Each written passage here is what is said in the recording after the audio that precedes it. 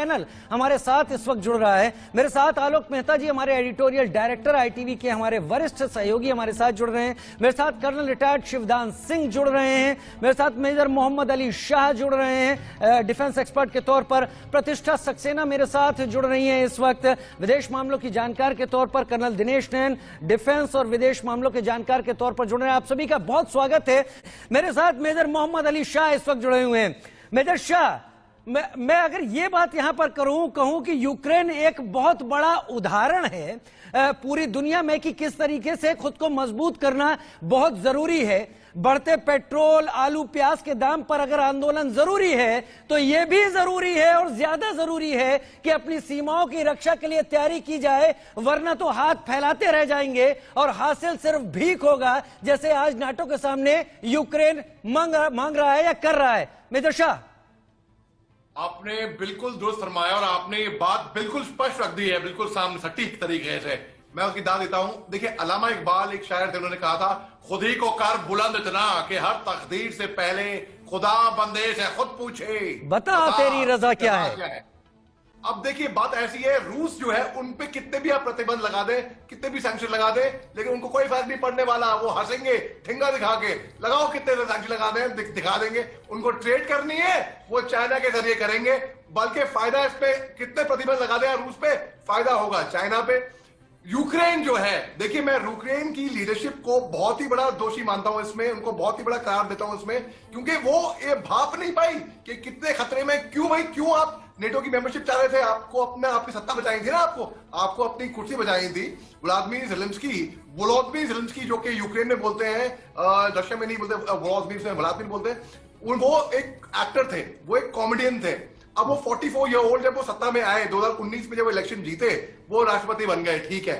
अब भाई, आपको इतनी भाप नहीं है कि रशिया क्या चाह रहा है। रशिया बार बार कह रहा है कि भाई मत आओ, नेटो में मत आओ। 2008 में उन्होंने जॉर्जिया के साथ जो हर्षद दिखाया, 2014 में क्रीमिया में ब्लैक सी के थ्रू, वहां जो पेनिनसुला है क्रीमिया के, किसके साथ वो हर्षद किया। बार बार ये कह रहे। अच्छा, व्लादिमीर ज़ेलेंस्की ने फेसबुक पे वीडियो भी लगाया था कि 16 फरवरी को रशिया हम पे हमला बोल देगा। भाई, मैं तो ऐसा मानता हूं कि उनके अंदर वो मैच्योरिटी नहीं है। मैं जो रूस ने जो एक्शन लिया है उसको मैं हालांकि हमारे सब पैनलिस्ट के साथ बिल्कुल मैं एक ही पेज पे हूं। केवल एक चीज पे मैं थोड़ा फर्क रखता हूं कि रूस ने जो एक्शन लिया है मैं उसको जस्टिफाई नहीं मानता, क्योंकि मैं कहीं पे भी खून खराबा युद्ध लड़ाई को मैं कभी कहीं पे जस्टिफाई नहीं मानता। वो तो ऐसी बात हो गई कि भाई उसने मेरे को प्रोवोक किया, उसने मेरा रेंट नहीं दिया, मेरा किराएदार ने 8 महीने से, तो मैंने जाके उसका कत्ल कर दिया। आपको किसी को कोई हक नहीं बनता है कि या तो कानून को हाथ में ले या तो कत्ल कर दे। भाई, कहते हैं all is fair in love and war, मान ली बात, ठीक है। सबको हक बनता है अपने फ्रंटियर डिफेंड करने का, मान ली बात। भाई, मैं मार्शल आर्टिस्ट हूं। हम मार्शल आर्ट्स में क्या सीखते हैं? अपने आप को सेल्फ डिफेंस करना। हम जाके अटैक ऑफेंसिव नहीं करते। हाँ, कोई मेरे पे अगर हमला करेगा तो हम उसे छोड़ेंगे नहीं। तो यूक्रेन इनडायरेक्टली रूस के ऊपर हमला ही तो कर रहा था अगर वो नाटो की गोद में जाके बैठ रहा था। बिल्कुल बात यही है कि एक तरीके से यूक्रेन को भी बात समझ में नहीं आई कि भाई आप क्या चाहते हैं? अमल शांति चाहते हैं नेटो में जाके हासिल करना? अमल, ये लोग कितनी अमल शांति हो रही है वहां पे, आप देखिए नतीजा। तो वो तो यूक्रेन ने जो करा वो तो गलत किया, सरासर गलत किया, इसमें कोई शक की बात नहीं है। और 1991 में भी जब डिसइंटीग्रेशन हुआ था यूएसएसआर का, तब जेम्स बेकर जो थे, जो अमेरिका के जो फॉरेन सेक्रेटरी थे, इन्होंने मिखाइल गोर्बाचोव को क्लियरली ये बात कही थी कि नेटो का ईस्ट वर्ड, जैसे कि कर्नल नायन ने बताया कि ईस्ट जर्मनी के बाद कोई एक्सपेंशन नहीं होगा। लेकिन आप देखिए 4 फेज में 14 राष्ट्रों को इन्होंने भर्ती किया। 2004 में दोबारा भर्ती हुई, उसके बाद फिर ये नेटो, ये अमेरिका की ना,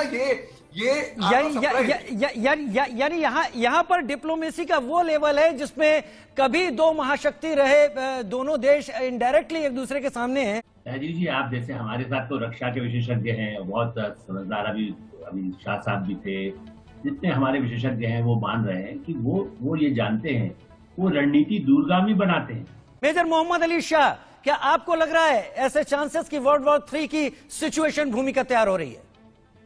दरअसल मेरे को तो बिल्कुल भी लग रहा है और ये उम्मीद कर रहा हूं और मुझे लगता भी नहीं कि वर्ल्ड वॉर 3 होगी। हाँ, अगर अमेरिका नेटो फोर्सेस को भेज देती है ऑन ग्राउंड, जो कि नहीं भेजा, एक तो उन्होंने वो बैक ट्रैक कर गए, वो तो अलग बात रही। मगर अगर स्ट्रेटेजिकली भी देखा जाए, मिलिट्री तरीके से, टैक्टफुली, तो फिर ये एक तरीके से सूझबूझ का भी काम था, एक तरीके से कि इसमें फिर वर्ल्ड वॉर होने की आशंका रहती। और अभी एक ट्रिकी मामला ये भी है, और अगर इस मौके का फायदा उठाते हुए चाइना अगर ताइवान पे हमला बोल देता है तो बात और आगे बिगड़ सकती है। लेकिन अल्टीमेटली कुछ ऐसे बहुत से देश जैसे कि हिंदुस्तान हो गया, हम पीस लविंग नेशन है, हम किसी को छेड़ेंगे नहीं है, और किसी ने हमको छेड़ा हमें छोड़ेंगे नहीं, छोड़ेंगे। तो हम इसमें अपनी नाक डालना पसंद नहीं करेंगे। ठीक हम है, केवल शांति का प्रस्ताव रखेंगे आगे। ठीक है। सभी मेहमानों का बहुत बहुत शुक्रिया मेरे साथ जुड़ने के लिए।